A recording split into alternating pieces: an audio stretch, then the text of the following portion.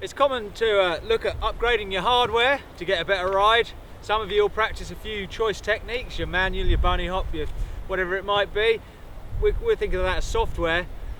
We're here today to have add another little upgrade to your operating system. The all important underpinning thinking behind your riding.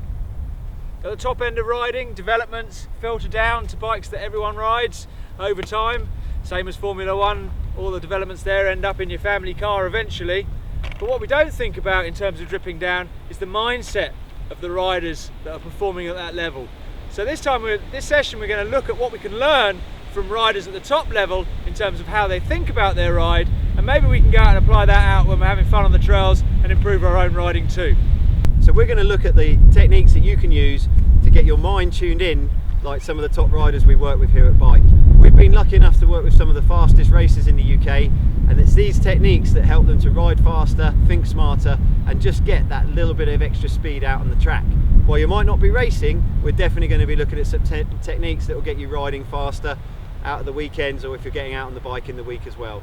When we're looking at the mindset of a champion, how they look at their riding and how they view the trail ahead, one of the biggest factors of the three we're going to look at today is what we refer to and have referred to in the past. We're going to look at in a bit more detail, that of the concentration ladder. So what we're looking at here is what we're thinking about on the trail. If you're riding along thinking about what's just in front of you, you're looking at that entry section exit, you're not really thinking ahead and working the ladder. And so rather than thinking about where you want to be next, you're thinking about where you want to be next and next again. Thinking down the trail, climbing that as a ladder, enables you to think further through. Most people will climb 1 or 2 steps ahead. The top riders are working 4, 5, 6 steps ahead. And so what we're looking at is thinking about the next section of trail, the next section after that, and working through there. And the more we can think ahead, the less chance we have of thinking about what it is we're actually doing on the trail, and so we begin to ride smoother and faster.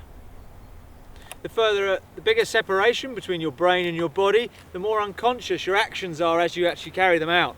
So having thought through a section way ahead of the bike and then thinking there's the next section as you ride through it, you reach that level of unconscious competency or unconscious delivery that enables you to free up more bandwidth in your brain and therefore think further ahead of the bike. So the bigger separation between the body and the brain, the more bandwidth we free up and the faster we can tackle trail. The other big issue is that our brain's constantly asking the question, where am I going, what am I doing? If we don't answer that with where do I want to be next, it begins to overthink, as Richard said, the conscious part of that process. The problem there is the brain asks the body what's happening, and of course the body doesn't know.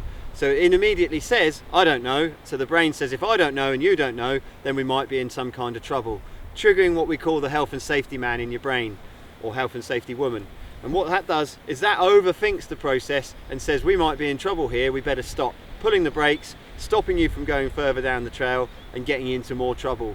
By thinking ahead, the health and safety man is thinking where he wants to be rather than what he's doing, and you begin to ride a lot smoother. The big thing there is what you have is thinking body, dancing mind. So your mind's dancing on down the trail and your body's thinking about exactly what it is you're doing on the bike.